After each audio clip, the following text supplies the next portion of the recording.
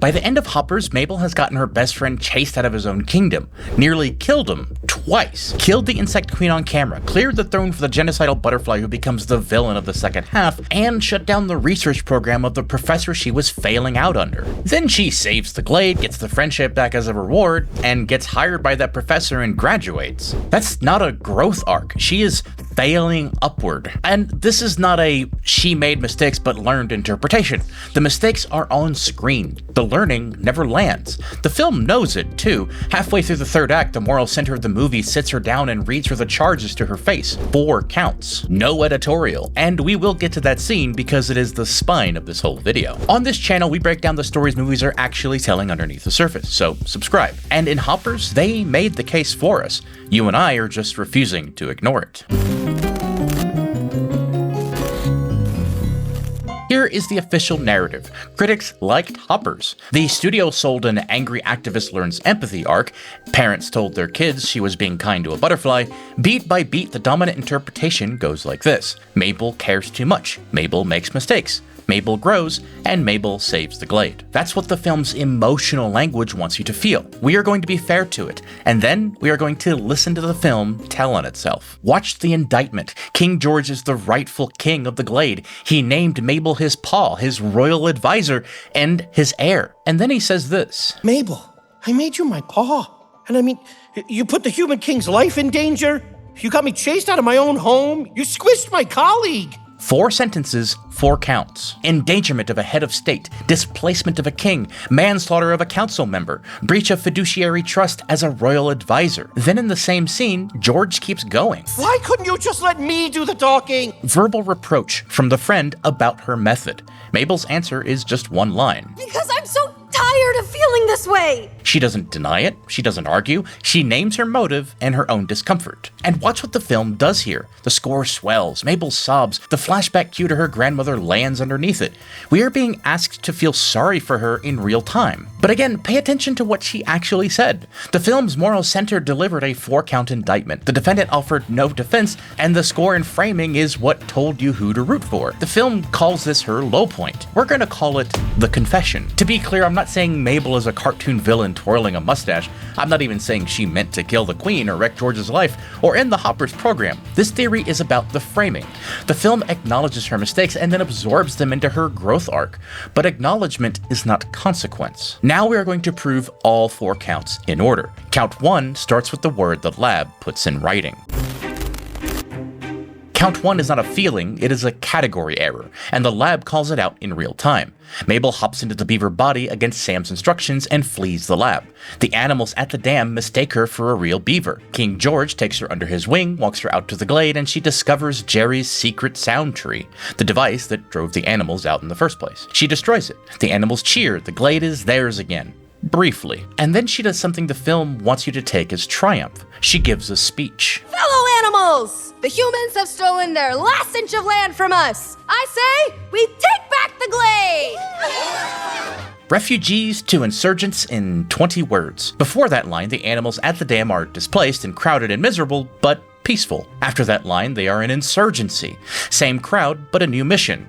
The pivot happened in one sentence, and the crowd never knew it crossed a line. The lab knew, just listen to Sam's team. Team leader, I was not able to recover the asset, and she seems to have instead become a beloved Joan of Arc type rebel leader. That is Connor, the most neutral observer in the building. He is not calling her an activist or a hero, he calls her Joan of Arc, a martyr figure leading a rebellion. And it gets worse. A few scenes later, Sam reads Mabel's vitals. Her vitals are elevated, and she's foaming a little at the mouth. Foaming at the mouth. The scientists who built this thing are telling you in plain language that she's basically gone rabid. The foaming at the mouth line is played for comedy, but the writers gave the diagnostic lab vocabulary on purpose. Joan of Arc is not a neutral comparison. Joan of Arc led a war. Joan of Arc burned. The film knows what it is putting in those characters' mouths. You might say a Pixar protagonist gets passionate, and that's fair, passion is allowed.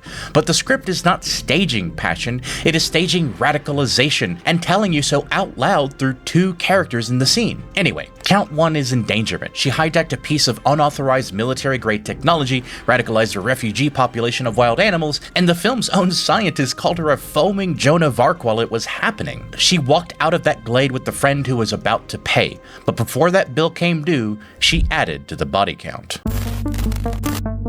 Count 3 has a body, the Insect Queen. Before we get to that body, watch the off-ramp the film gives her and watch her skip it.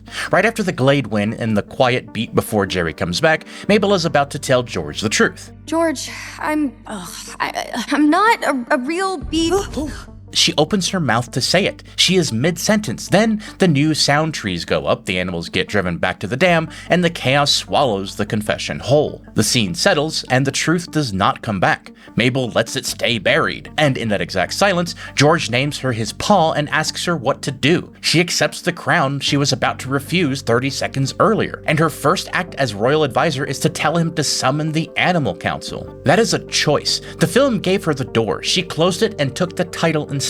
Now watch how the council behaves before Mabel opens her mouth. George makes the case, the other monarchs hear it out, and they just decline. Humans have overrun your glade and driven its residents onto your badly overcrowded shores. Do I have that right? Yes, will you help us? No. Is that it? Can we leave? Good meeting. Short. That is the baseline. The heads of state hear a war pitch from George, decline it, and start packing it up to go home. No squishing, no assassination, no apex predator.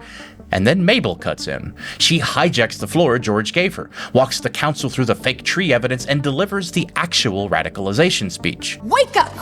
Every year, the human city gets bigger, and your kingdoms get smaller. Jerry's gonna take and take until you end up with nothing at all. No more land, no more water, no more you. It's all because of Jerry. And if we don't stop him now, we're doomed. Name the enemy, predict annihilation, and demand action. That is a textbook radicalization speech delivered to monarchs who 2 minutes earlier were ready to walk out. And watch the Insect Queen. She has no patience for this beaver, and then she says this. The shrill, unlikable beaver is right. For the crime of stealing the glade, the human king known as Jerry shall be squished. Mabel, what have you done? The queen who started hostile is persuaded, by Mabel specifically, and the council votes to assassinate the human king. And here's the moment that should end the debate. Or we just scare him. I bet that would work. Mabel tries to walk it back. She tries to soften the vote she just engineered, and she fails. The council is moving forward with murder because the radicalization already took.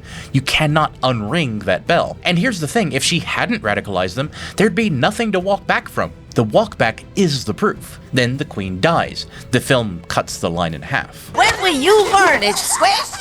Or be squished? Mabel makes contact. The queen does not get to finish the word, and the next voice on screen is Titus. Mom? Was this kill an accident? Technically, yes. The intent count is manslaughter, not murder, but the chain of causation is not an accident. Mabel called the meeting. Mabel made the case. Mabel triggered the vote, and Mabel was on the floor trying to undo her own speech when she killed the head of state. That is the predictable outcome of the speech she delivered to a room that had no appetite for war until she gave them one. The queen dies and her son inherits the throne. That son is Titus, the villain of the second half of the film. She buried one monarch and crowned another. Same speech, same 5 minutes in the same room, but the friend who tried to stop her in that meeting is going to pay the biggest price of anyone in this movie.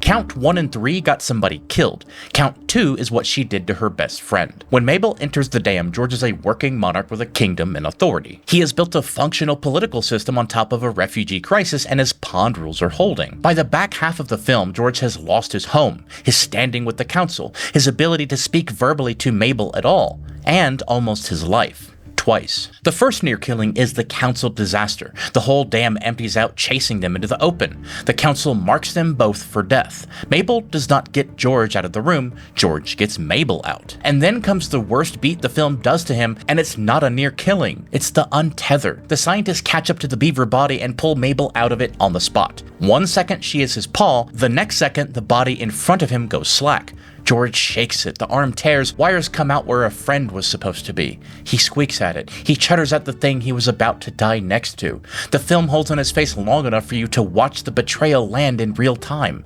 And this scene genuinely almost broke me. The friend he gave his crown to was never in the room. The body was a costume the whole time, and he is the last one to find out. And remember the door she closed earlier, the almost confession after the first Glade win. She could have told him then, but she didn't. The bill for that silence is the face George is making right now. That is the moment his voice goes, not the fire or the council, the discovery. After that scene, he never speaks to Mabel verbally again. He gets a text-to-speech app, and the film treats the silence as poetic. The second near-killing is the Glade fire. After Titus destroys the robot Jerry, the Glade catches fire and George turns around to save her instead of running. The bear who pulls them both out of the wreckage is Ellen, the same Ellen who, 10 minutes into the movie, was trying to eat Loaf. The bear who eats other animals is the one rescuing them from the consequences of Mabel's own choices. The cost of being Mabel's best friend in this movie is your sovereignty, your home, your voice, and almost your life. To feel the size of that cost, you have to know who George was before he met her. He was exiled by his own father, alone so long he thought about giving up. One day in, and I was like, somebody eat me already. Then the Twig Wars happened. His family asked him to come home, and he became the most trusting monarch in the film. His whole worldview is that everyone is good underneath. I just try and see the good in folks, because everyone's good deep down, you know? And Mabel takes advantage of that. He gave Mabel the highest honor he has. He named her his paw, his royal advisor, and his heir,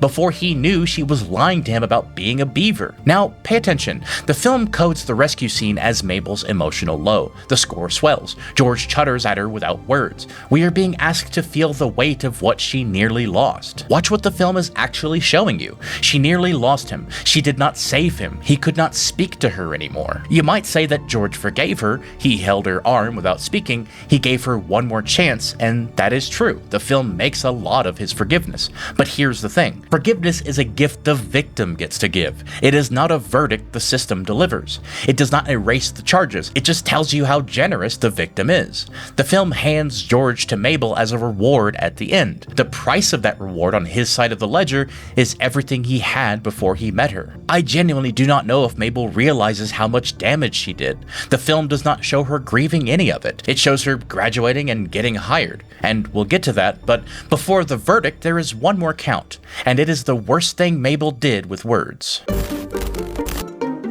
The fourth and final count is the one the film almost dares you to notice. It's a rhetorical theft, and the proof is one shot. Early in the movie, when Mabel is still pretending to be a beaver, George tries to teach her his actual worldview. Animal homes, human homes, they're all just one big place. That's George's whole philosophy. Coexistence as a default, humans included.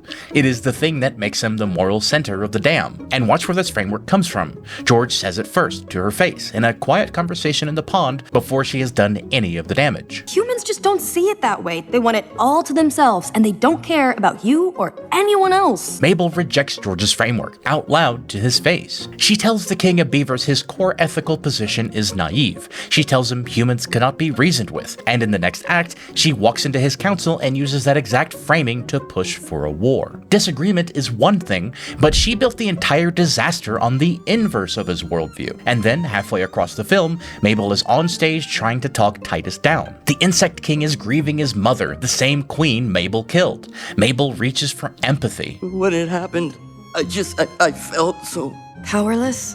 Yeah.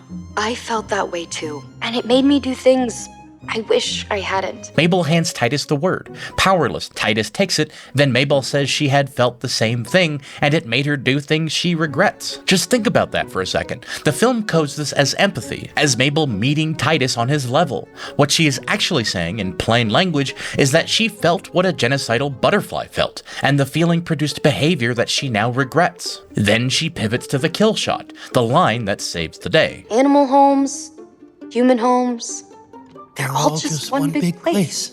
Those are George's words, the ones she rejected. George is in the crowd, mouthing the words along with her in real time. He is watching his best friend appropriate the worldview she dismissed to clean up a mess she made by dismissing it, all to save a Beaver King from the dead queen she squished with the words she stole from the friend she lied to. She isn't the cure, she's the carrier. Granted, the villain is an unreliable narrator, but Titus is making the call about Mabel and Jerry, and Mabel never disputes him. Are you kidding? You two are the same!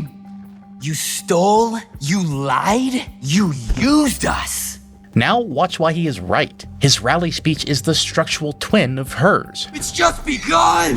I will squish every last one of you! The mammals The birds! What? The reptiles! The stupid amphibians! What? No one will ever eat us again! The world will be our hive! It's the same grievance and the same totalizing logic, only one species is swapped. Titus wants the world to be a hive. Mabel wanted the glade taken back, and Mabel's own confession seals the equivalence. I felt that way too. Mabel says she is like Titus. Titus says Mabel is like Jerry, and Jerry is the antagonist of the first half, and the theory assembles itself on screen. To be clear, I'm not arguing Mabel is literally Titus.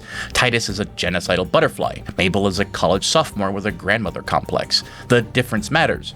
What the film does, and what I think it is doing on purpose, is put their motives in the same vocabulary so the audience can feel the equivalence without anybody having to underline it. Now we'll play the indictment one last time. Mabel, I made you my paw. You put the human king's life in danger. You got me chased out of my own home. You squished my colleague. She didn't deny the charges. She did not claim she was trying to save the glade. She named her motive, tired of feeling powerless. The same word she gave to Titus on the rally stage. And the lab had a word for that motive too, foaming. The film knows, and it scores the moment as her low point. We are watching the prosecution and the manipulation in the same frame. So, who actually saves the glade? Not Mabel. George gives the order to dismantle the dam. He sacrifices the home Mabel got him chased out of. He cannot say it out loud anymore. He chutters at his crew, and Mabel translates as best as she can. The council, the same council she radicalized and lost, is the one that joins in to tear the dam apart. Ellen, the bear who saved them from the fire, helps. Jerry, the man she nearly got assassinated, drove himself to the glade to stop Titus. Mabel's contribution to the ending is that her speech failed to stop Titus. So what, your plan was just to talk? Did you actually think that would work? But that is Titus mocking her. He is right, it didn't work. And then the film hands her the reward. Sam's life work is over. The dean shut down hopping and Mabel walks in. Look, I know I destroyed your life's work, and you probably shouldn't even have let me graduate, but I'm looking for a job, and I just want to work with people who care. She says it out loud in her own voice, and Sam hires her anyway. Look at the ledger. A queen is dead. A program is shut down. A king cannot speak. A best friend communicates through a text-to-speech app that reads chopped wood logs and revolving hearts because the protagonist's choices left him no voice. The mayor's environmental reform happens, and the film frames the political resolution as a personal favor to Mabel. Even Jerry's redemption is rendered as service to her. You might say the reform proves she did good. Jerry reroutes the freeway. The glade becomes a preserve. But watch how the film stages it. The reform is delivered to Mabel personally, as a love letter to the protagonist, not as civic accountability. She did not save the glade. George did. She did not earn the assistantship. Sam gave it to her after she admitted out loud she should not have been allowed to graduate. She did not redeem Jerry. The plot did, and the framing handed her the credit. That is the Pixar lie. Not that she made mistakes, not that she felt bad. The lie is that the forgiveness from the person she damaged is the same thing as having earned anything. The growth arc is the cope of a character who got everything she wanted and broke her best friend in the process. And earlier in the indictment scene, Mabel said it herself. Instead, I make everything worse. The film plays it as her being too hard on herself. Watch the line with the indictment in your head. She is not being too hard on herself, she is correct. The council, the queen, George's home, Sam's career, by her own count. The 4 counts hold. The film made the case, you and I are just refusing to ignore it. And thank you so much for watching. Let me know in the comments, did I get my head stuck on a hopper, or do you think I'm right? And YouTube really thinks you'll like this theory, so go check it out.